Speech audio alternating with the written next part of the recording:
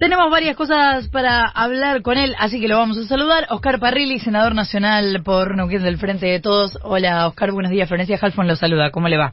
Buenos días, Florencia, y buenos días a toda la audiencia. Gracias por atendernos. No, por favor. Empiezo por preguntar algo que hablábamos hace un ratito y que tiene que ver con esta discusión de paso sí, paso no, paso más tarde. ¿Cuál es su posición? No, yo personalmente creo que tiene que haber elecciones. No creo que haya,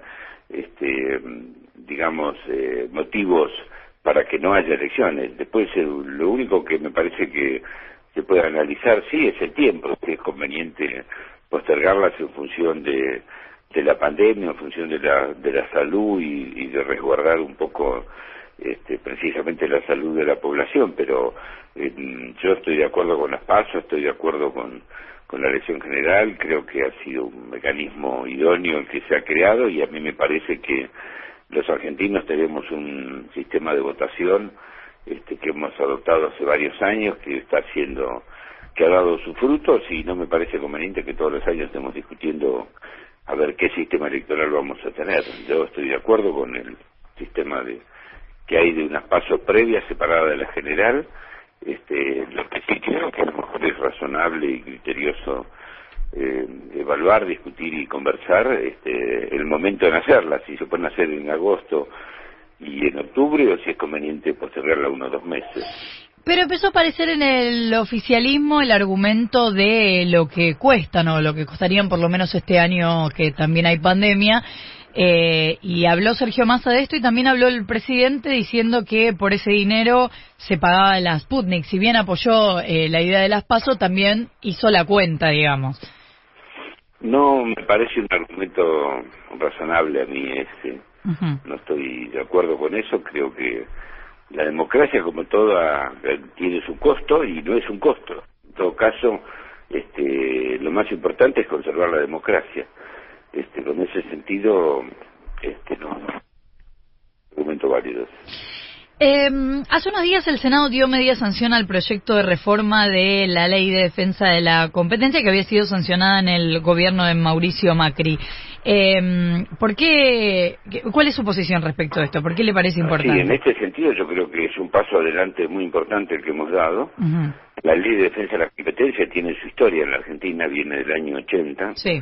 Esta es la 4ª ley que sancionamos y la verdad que tenemos que decir que todos los gobiernos, yo incluyo también el nuestro, no hemos sido capaces de organizar un sistema de que controle fuertemente los monopolios, los oligopolios y los abusos de aquellos que ejercen una posición dominante en el mercado de bienes y servicios que le ofrecen a la gente o a nuestro pueblo y que se aprovecha de esa situación para imponer precios, condiciones, calidades y demás. Y yo creo que así como otros países, no sé, simplemente por mencionar el caso de Estados Unidos, que tiene una tradición histórica muy importante en este tema, desde 1890, que ellos tienen ley que regulaba los monopolios e evitaba la concentración monopólica, la fijación de precios, condiciones de mercado, y bueno, muchas acciones que hemos visto, ¿no?, que han realizado, que han obligado a las empresas monopólicas a dividirse.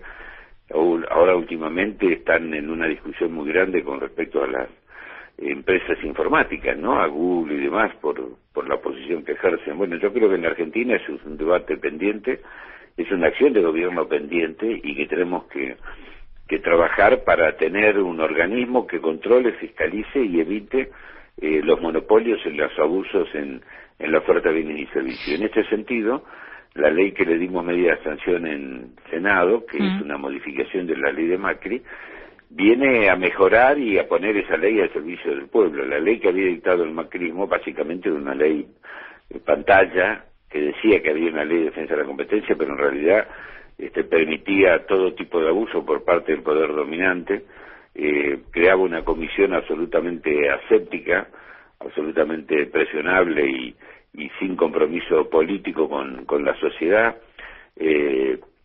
creaba la figura del avenimiento y del arrepentimiento para que aquellas empresas que ejercieran acciones monopólicas se pudieran arrepentir y evitar multas.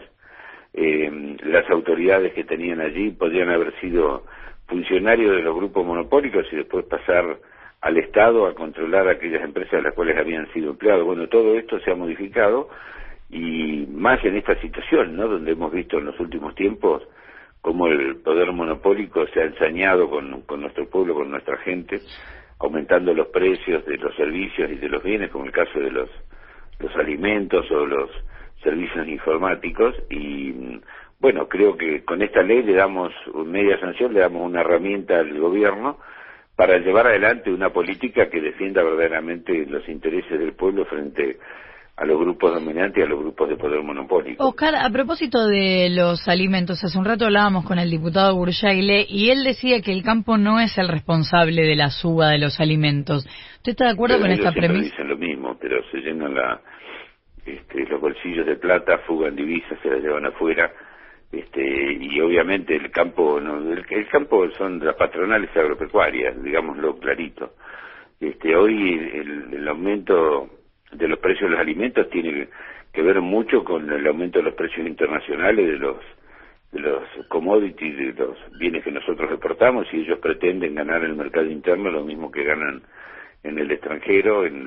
Cuando esos bienes se exportan, entonces trasladan esos precios al consumo interno, ¿no? En el caso de la harina, del trigo, de la carne, bueno, todo el de los combustibles, todo esto hace que, si no hay una política por parte del Estado de desacoplar y separar muy bien los precios internos de los precios internacionales, siempre vamos a tener estos problemas. Durante nuestra gestión tuvimos medidas que llevamos adelante, obviamente que fueron criticadas por el sector, las patronales agropecuarias, los que se creen los dueños de la Argentina, fuimos criticados por ellos, por eso nos atacaron tanto, pero se podía comer a precios razonables, el pan, la leche, el asado, la carne, los alimentos. Teníamos una inflación bastante controlada y además un poder adquisitivo inédito en los últimos años, ¿no? Sin duda que los 12 años de gestión de nuestro gobierno se caracterizó precisamente por eso, ¿no?, por tener un gran poder adquisitivo por parte de los salarios. Parrilli, ¿qué tal? Nicolás Fiorentino lo saluda. ¿Pudo leer el comunicado que emitió la mesa de enlace el día de ayer? No lo leí, la verdad que no. Le cuento rápido, recomienda no exacerbar el ánimo de los productores, amenaza con ir a un conflicto, esas son las palabras que utiliza literal. No, la pregunta era si le parece bien que, como respuesta del gobierno a una carta tan dura, en un tono tan amenazante, que la respuesta del gobierno haya sido convocarlos al diálogo. ¿Le parece razonable eso como reacción desde el Poder Ejecutivo? Mire, dialogar siempre hay que hablar, lo que pasa es que eso no significa que uno acepte las condiciones de las patronales agropecuarias y de estos grupos, ¿no?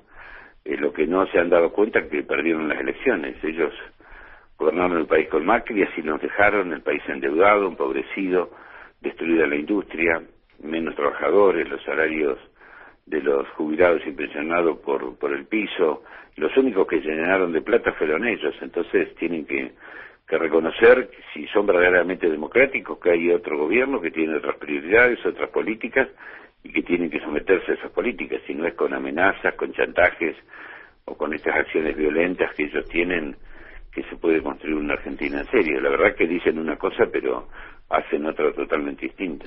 Parril, no sé si ya tuvieron la posibilidad de discutirlo de alguna manera orgánica en el bloque del Frente de Todos en el Senado, o si no, le pido su posición personal con el proyecto que se va a empezar a discutir en la Cámara de Diputados para subir el piso de ganancias y adecuar la cantidad de personas que van a empezar a pagar esa alícuota. Sí, yo creo que es un buen proyecto, desde ya creo que es auspicioso. Esta es otra de las grandes mentiras del macrismo, ¿no? Nosotros cuando dejamos el gobierno había 10-12% de trabajadores que pagaban impuestos a las ganancias. Macri dijo que lo iba a sacar, lo iba a eliminar, y no solamente lo aumentó, sino aumentó la cantidad de ciudadanos, de trabajadores que pagaban impuestos a las ganancias. Es un buen proyecto, hay que analizarlo en el costo fiscal, pero me parece que hace bien, y eso es una manera de mejorar el salario de los trabajadores y incentivar el consumo, el mercado interno, que es lo que la Argentina necesita.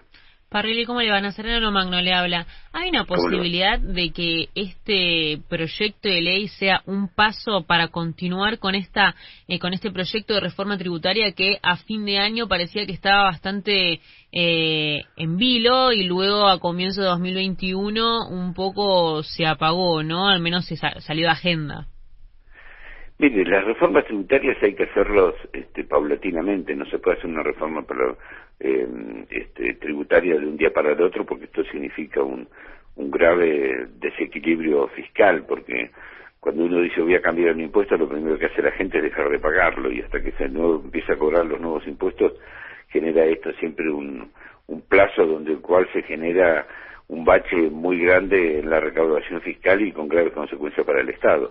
Yo creo que tenemos que ir haciendo modificaciones en el sistema tributario argentino bajo el principio de elevar la presión fiscal sobre las grandes fortunas, sobre las grandes riquezas, sobre las grandes ganancias, y en este sentido, a pesar de aquellos que dicen que la Argentina tiene muchos impuestos, es mentira. La Argentina está por debajo de los cánones europeos de la presión tributaria sobre las ganancias y sobre las grandes fortunas. Tenemos que elevarlo eso, y hoy paga mucho más impuesto proporcionalmente el que menos tiene y que el que más tiene. Se paga mucho más de IVA el trabajador que recibe un salario, porcentualmente paga mucho más impuesto que el que tiene una gran fortuna, porque no dedica tanto a bienes que están gravados con impuestos directos.